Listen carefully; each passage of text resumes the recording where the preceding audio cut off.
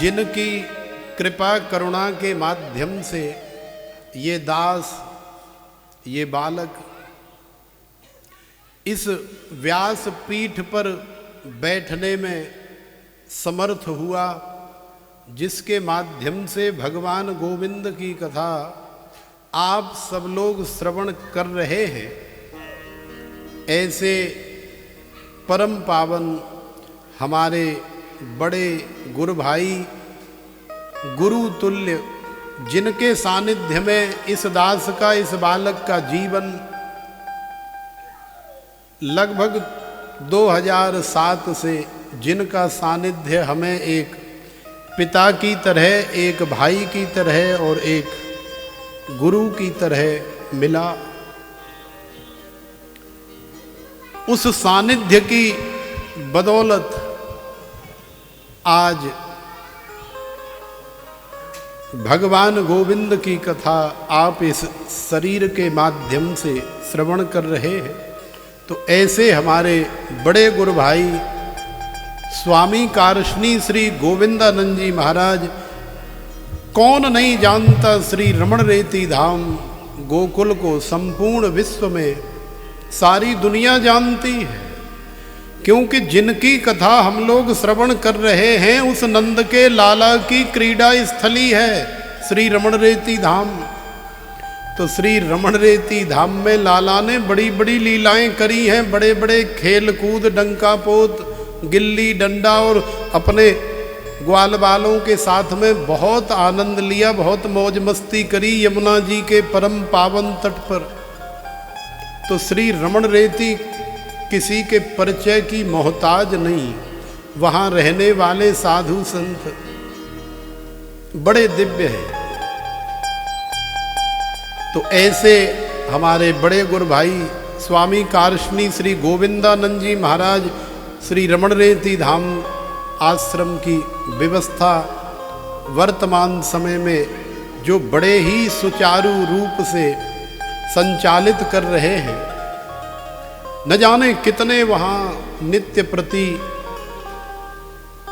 संपूर्ण विश्व से कितने भक्तजन आते हैं। ब्रज भूमि में बिना रमण रेती देखे कोई अपने घर वापस नहीं जाता। किसी के पास यदि समय ही बहुत अल्प हो तो भले चला जाए, नहीं तो 2-3 दिन के लिए भी ब्रज भूमि में आया है तो श्रीधाम वृंदावन और रमण रेती तो जाएगा ही जाएगा, क्योंकि लाला की क्रीड़ा स्थली है। तो ऐसे अद्भुत स्थान से आए हुए हमारे परम पूज्यपाद महाराज जी इतना उपकार किए, इस दास पर के हमारे पास वो शब्द नहीं है, और बहुत जल्दी हम उनके श्री चरणों में निवेदन कर रहे हैं कि हमको और आप सभी को अपनी अमृतमयी वाणी के माध्यम से आशीर्वाद प्रदान करें। परम पूज्यपाद स्वामी कारशनी श्री गोविंदानंद जी महाराज।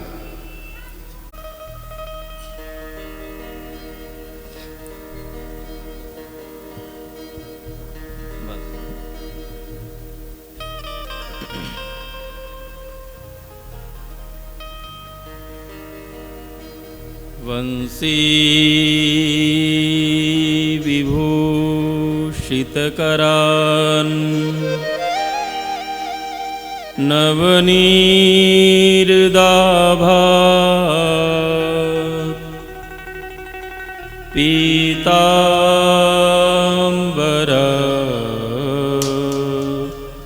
दरुणबिम्बफलाधरोष्ठा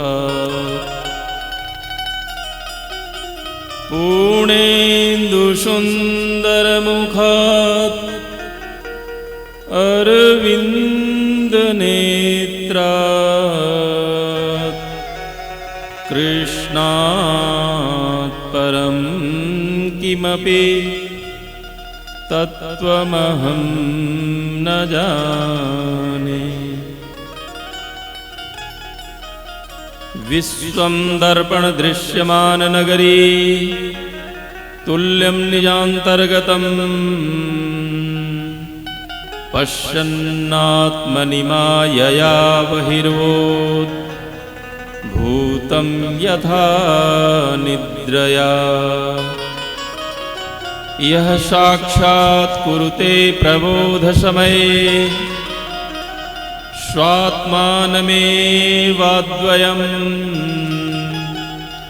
तस्मै श्रीगुरुमूर्तये नमः इदं दक्षिणामूर्तये।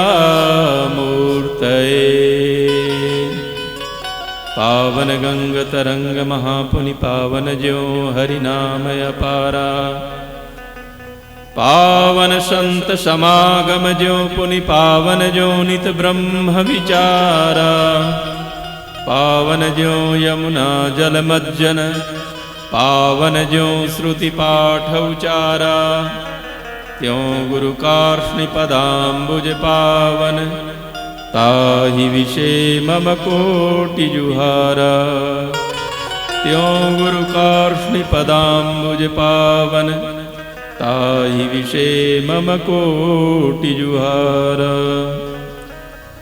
बोले श्री वृंदावन बिहारी लाल की, श्री बांके बिहारी लाल की, श्री रमण बिहारी लाल की, श्री व्यास जी महाराज की, श्री सुखदेव जी महाराज की, श्री वृंदावन धाम की, श्री गिरिराज जी महाराज की, श्री गौ माता की, श्री जमुना महारानी की, श्री पुरुषोत्तम मास की, आज के आनंद की जय जय श्री राधे।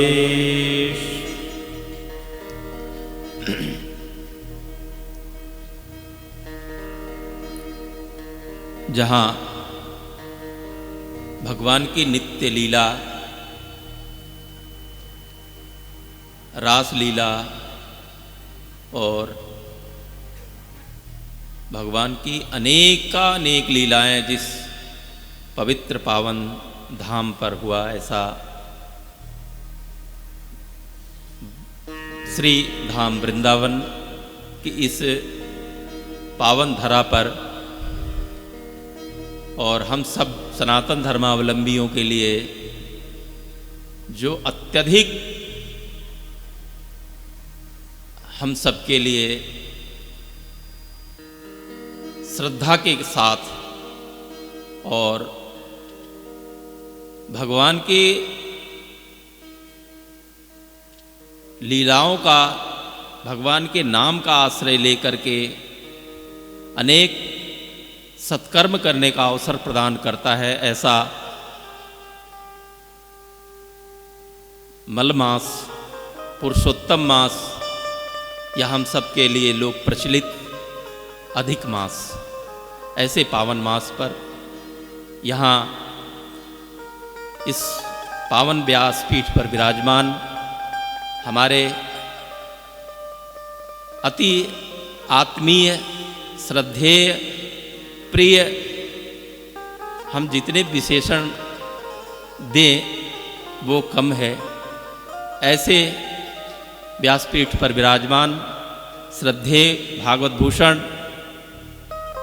स्वामी कार्ष्णि सर्वज्ञानंद जी महाराज, मंच पर विराजमान रमणती से ही पधारे हमारे ज्येष्ठ गुरु भ्राता स्वामी इंद्रेशानंद जी, और इस प्रांगण में विद्यमान सभी संत विप्रवर आचार्यगण सभी को विनम्र वंदन करता हुआ मैं इस अवसर का गुणगान करूं तो समय अधिक जाया होगी।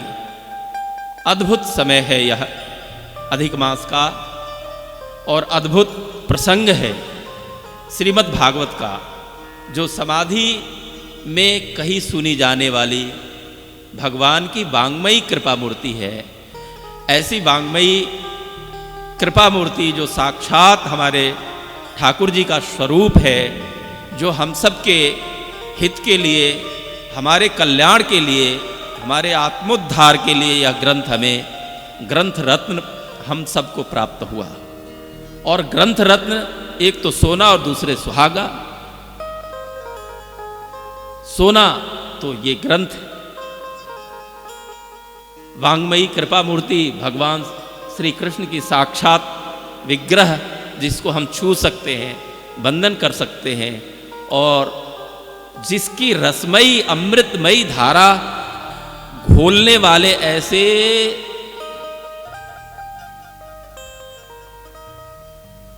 बहुत क्या कहें, आनंद की वर्षा करते हुए कथा करने वाले। और ये कथा करते हैं जब मुझे लगता है कि इसी तरह से कथा कहीं सुनी जानी चाहिए। कथा अंतस्थ में उतरकर सुनी जाने वाली चीज है। कथा वक्ता लोग प्रायः कीर्तन करवाते हैं। हमने कीर्तन नहीं करवाया इसलिए कि जानते हैं कि इस समय आप लोग सब समाहित चित्त हैं। आपका चित्त कथा श्रवण में 1 घंटा हो गया तो आपका चित्त समाहित हो गया, आप जहां हैं वहीं हैं। स्कूल के दिनों की याद करो। स्कूल के दिन में हम लोग विद्यालय में बैठते थे, मास्टर पढ़ाते थे और हमारा मन होता था अमरूद के बगीचे में। प्राय कथा में भी ऐसा ही होता है। तो चित्त को समाहित करने के लिए महापुरुष कीर्तन कराते हैं। कीर्तन कराने से क्या होता है कि हमारा चित्त अंतर्मुखी होता है। जब तक हम अंतर्मुखी नहीं होंगे, बहिर्मुखता होगी, चित्त में चंचलता होगी, तो हम कथा में बैठ करके भी कथा का रस नहीं ले पाएंगे, कथा का आनंद नहीं ले पाएंगे। एक बहुत छोटी सी कथा है। एक चींटी रूपक जैसा है, आप इसको समझना। एक चींटी शक्कर के पहाड़ पे रहती है और वो एक दिन नमक के पहाड़ पे रहने वाली चींटी से मिलती है। कहती है तू यहां नमक के पहाड़ पे, चींटी को शक्कर प्रिय होता है। हम सब मनुष्य हैं, हम सबको भाव प्रिय है, करुणा प्रिय है, प्रेम प्रिय है, लेकिन दूसरे के बहकावे में आकर के, गलत लोगों के सानिध्य में आकर के हम रास्ता भटक जाते हैं। क्रोध, काम, लोभ, मोह इत्यादि के मार्ग पे चल पड़ते हैं। तो वो बहका रही है, बहका नहीं रही, यथार्थ बता रही है कि भाई तुम यहां शक्कर के पहाड़ पे मेरे साथ चलो। यहां नमक खाती हो, कितनी दुबली हो तुम, तुम्हारा सौंदर्य नहीं है क्योंकि तुम नमक खा रही हो। नमक के पहाड़ वाली चींटी ने सोचा कहीं मुझे बहका तो नहीं रही है, ले जाए मैं भूखे मर जाऊं। फिर उसने अपने मन को मनाया, चलो चलो बहन मैं चलती हूं तुम्हारे साथ। लेकिन नमक की डली वो मुंह में दबा के ले गई कि कुछ खाने को नहीं मिला, कहीं ये मेरे साथ छल कर रही हो। तो नमक की डली को मुंह में दबा के ले गई और वहां शक्कर के पहाड़ पे गई। शक्कर खाया तो नमकीन ही लगा। तो नमकीन लगा तो उसने कहा निश्चित ही मेरा जो अनुमान था वो सही था, मैं तो वहीं भली थी। ये मुझे यहां भी तो नमकीन ही लग रहा है। नमकीन यूं लग रहा है कि उसके मुंह में नमक की डली फंसी हुई है। हम सबके मन में विषय की, कामनाओं की, मोह की, माया की, छल की, चतुराई की वो डली मन में कहीं न कहीं फंसी हुई है।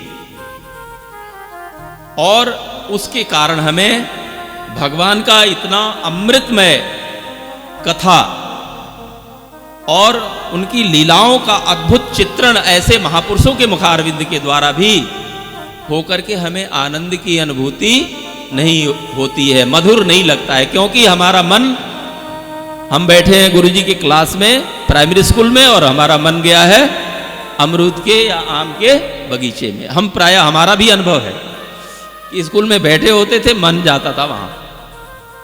तो मन इधर उधर न जाए, समाहित हो जाए, और समाहित होकर के आंखें बंद होकर के जब कथा सुनी जाए और आंखें बंद करके कथा कही जाए, ऐसे अवसर का तो कोई वर्णन ही क्या है। ऐसे हमारे डोंगरे जी महाराज कथा करते थे, निरंतर आंख से अश्रु प्रवाह, निरंतर जब तक कथा करते थे उनके आंखों से अश्रु प्रवाह अनवरत चलता रहता था। तो ये अश्रु प्रवाह या उमंग का उद्वेग, उत्साह का उद्वेग, या तो निरंतर अश्रु प्रवाह हो, रोमांच हो, और या तो रुदन हो। ये रुदन किसका परिचायक है? उमंग किसका परिचायक है? नृत्य किसका परिचायक है? उत्साह किसका परिचायक है? ये परिचायक है हमारे समर्पण का। जब तक भगवान के चरणों में हमारा पूर्ण समर्पण नहीं होगा, जब तक उस शक्कर की चींटी, शक्कर के पहाड़ वाली चींटी की बात का हमें पूर्ण दृढ़ भरोसा न हो जाए, तब तक वो शक्कर नमकीन ही लगेगा, मीठा नहीं लगेगा, उसमें आनंद का अनुभव नहीं होगा। तो ये अवसर हम सबके लिए अद्भुत अवसर है, अपने जीवन को कृत्य करने का अवसर है। जीवन के इन झंझावातों में, कोरोना के काल में, ये भगवान की कोरोना काल नहीं है, करुणा काल है। नाथ भयानक काल निहारत मानस में अतिकंप भयो है।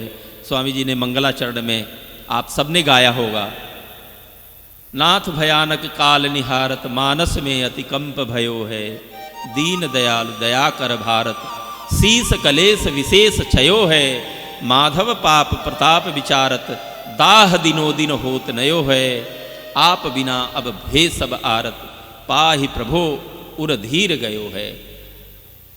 भगवान के चरणों में हमारा दृढ़ समर्पण हो जाए, दृढ़ आस्था हो जाए, दृढ़ विश्वास हो जाए, तो हमारा जीवन धन्य है। और यह अधिक मास भी धन्य है, जो हम अपने संसारिक झंझावातों से निकलकर, अनेक दुखों से निकलकर, कुछ क्षण के लिए, कुछ दिन के लिए इस अवसर का लाभ उठाने वृंदावन धाम में आए हैं। निश्चित ही इसमें हमारा भाग्योदय है, हमारे पुण्यों का उदय है यह फल। अन्यथा घर में पड़े, अभी 6 महीने से तो कोई नहीं निकल रहा था। सब जो जहाँ है वहीं रहो, मुंह पे मास्क लगाओ। आप कथा में भी बैठो तो मुंह पे मास्क लगा के बैठो, ज़्यादा अच्छा होगा। अभी मास्क से खतरा टला नहीं है, इसलिए आप सब मास्क का प्रयोग जरूर करें, मास्क रखें, सामूहिक स्थल पे जाएं, थोड़ी दूरी बना करके। यहाँ तो जगह भी ठीक है, थोड़े खुल के बैठ सकते हैं, तो अभी खतरा टला नहीं है। और यह अवसर हम सबको मिला। मैं ऐसे अवसर पर आपके भाग्य की सराहना करता हूँ, और ऐसे महापुरुषों के निर्विकार निर्लिप्त निश्चल महापुरुष के रसमयी कृपामयी वाणी से हम सब आप्लावित हो रहे हैं, सराबोर हो रहे हैं, भींग रहे हैं उसमें। और जब भींगने का आनंद आने लगे, जब इस रस धारा में प्रवाहित होने लगे, साथ साथ जो धारा कथा की बह रही है, इस कथा की धारा में जब हम साथ साथ प्रवाहित हों, साथ साथ बहें, तो आनंद आएगा, तो सार्थकता है इस जीवन की। धन्यता अपने आप महसूस होने लगेगी कि आज हम धन्य हुए, हमारा जीवन धन्य हुआ। इस जमुना के पावन तट पर श्रीधाम वृंदावन में बैठ करके हम अपने समय का सदुपयोग कर रहे हैं। भगवान के, देखो, भगवान का स्मरण करो, जप करो, ध्यान करो या कथा श्रवण करो, सबका फल एक ही है। ऐसा कुछ अधिक कम करके नहीं है, बल्कि ये कथा का अलग ही है, अन्य से ज्यादा है। जैसे हम जप करते हैं, उससे भी ज्यादा कथा श्रवण का है। कथा श्रवण में साक्षात हम आंख बंद करके ठाकुर जी का दर्शन भी कर सकते हैं और उनकी लीलाओं का दर्शन कर सकते हैं। अंतर्मन से। तो कथा समाधि की भाषा में कही जाए, कथा समाधि की भाषा में सुनी जाए, आंखें बंद हो, तन्मयता हो, तल्लीनता हो। तल्लीनता का मतलब तत्व में लीन हो जाना। तल्लीनता जब तक नहीं आएगी, जब तक वो प्राइमरी स्कूल वाली स्थिति बनी रहेगी, तन कहीं मन कहीं, तब तक आनंद नहीं आएगा। वही नमकीन ही लगेगा, नमकीन लगेगा, नमक की पहाड़ वाली चींटी की तरह। कथा में भी बैठकर अन्य चीजें ही दिखेंगी, दुख ही आएगा, चिंता ही आएगा, कोई न कोई उलझन ही मन में घूमता रहेगा। तो जब तक कथा में बैठो, मन को निर्लिप्त करो, निर्विकार करो, और कथा में उस धारा प्रवाह के साथ अपने को छोड़ दो, मन को बहने दो, आंखें बंद कर लो, तो कथा का आनंद है और जीवन की धन्यता है। अभी स्वामी जी जो कुछ भी बोल रहे थे वो मेरे बारे में सब ठीक नहीं बोल रहे थे। मेरे आंखों में आंसू आ गया। महापुरुष ऐसे होते हैं जो सबई मान प्रद आप अमानी, मेरे को मान प्रदान करते हैं। इनमें ऐसा गुण था और जो एक थोड़ा सा धक्का लगाने से आगे दौड़ पड़ा। इन्होंने जो कहा उसमें कुछ सत्यता भी है। इनका जीवन एक अलग रास्ते पर था, साधु जीवन में ही थे, लेकिन निर्लिप्त विरक्त कुटिया पे भजन करने वाले संतों की तरह इतनी मोटी मोटी फुलका पंजाब में रहे, तो उसमें कुछ सत्यता भी थी। लेकिन मेरे बारे में जो मेरी प्रशंसा इन्होंने की है वो तो ठीक नहीं है। यह महापुरुषों की लीला है। आप सबके जीवन की धन्यता का मैं बखान करता हुआ इस अधिक मास के पावन अवसर पर आप सब ठीक अपने समय का सदुपयोग कर रहे हैं। ठीक आपका यह अधिक मास व्यतीत हो रहा है, जितना ही समय मिले। और विज्ञान के माध्यम से इनके फैन बहुत हैं, भारत के हर कोने में, हरियाणा में, पंजाब में, उत्तराखंड में, सब जगह है, मैं जानता हूँ। तो सब लोग श्रवण कर रहे हैं। मैं भी आज सुबह मंगलाचरण, कल का मंगलाचरण श्रवण किया। मैं भी आंख बंद करके उस धारा में थोड़ी देर प्रवाहित होने का, बहने का प्रयास किया। तो मेरे हृदय का जो भाव है, आनंद है, उस अनुभूति को मैं वर्णन नहीं कर पा रहा हूँ। जिस तरह से कथा सुनी कही जानी चाहिए वो यहाँ पर निश्चित रूप से वो कथा का स्वरूप है। और यहाँ तो सब कुछ सोना और सुहागा सारा कुछ एक साथ है। वृंदावन धाम, अधिक मास, संतों का पावन सानिध्य, संतों के मुखारविंद से भगवान की अमृतमयी वाणी, अमृतमयी लीलाओं का गान और श्रवण, यह जीवन की धन्यता है। जो भी इस कथा में जिनको अवसर मिलता है सम्मिलित होने का, जहाँ से भी आते हैं, कोई एक दिन, कोई 2 दिन, घर में भी श्रवण कर सकते हैं। आजकल सब विज्ञान के माध्यम से मोबाइल पे हो गया है। मैं जो इस कथा को श्रवण कर रहे हैं उन सबको अपनी ओर से हार्दिक शुभकामनाएं, साधुवाद और आपके जीवन की मंगल कामना करते हुए व्यास जी के चरणों में वंदन करता हुआ अपनी वाणी को विराम देने की अनुमति चाहता हूँ। क्योंकि मैं अधिक बोलूँ तो ये धारा जो बह रही है ना, इसको यूं ही बहने दिया जाए, इसको यूं ही अनवरत। और जब भी कथा से अलग होना, जब कथा समापन हो जाए तब भी उसमें धारा में प्रवाहित ही होते रहो। कई बार ऐसा होता ना, जब हम लोग ऐसे खेलते हैं और नाचते हैं, थोड़ी देर खड़ा होकर के ऐसे घूमते हैं ना, तो चक्कर सा आ जाता है और 2-3 बार और घूमना पड़ता है एक्स्ट्रा, क्योंकि वो फिर मेंटेन करने के लिए। तो ये जो धारा प्रवाह है कथा की, भक्ति की, समर्पण की, श्रद्धा की और आनंद की, यह प्रवाह है, इसमें अपने चित्त को एक तिनके की तरह प्रवाहित कर दो और उसकी धारा के साथ बहुत, तब तो कथा का आनंद है। अन्यथा कथा में बैठ कर के भी अमरूद तोड़ रहे हैं बगीचे में, क्लास में बैठ के। तो इन्हीं शब्दों के साथ मैं सभी विप्रों को वंदन करता हुआ, आप सबको वंदन करता हुआ आप सबके भाग्य की सराहना करता हुआ, आप सबकी मंगल का कामना करता हुआ अपनी वाणी को विराम देने की अनुमति चाहता हूँ। जय श्री कृष्ण।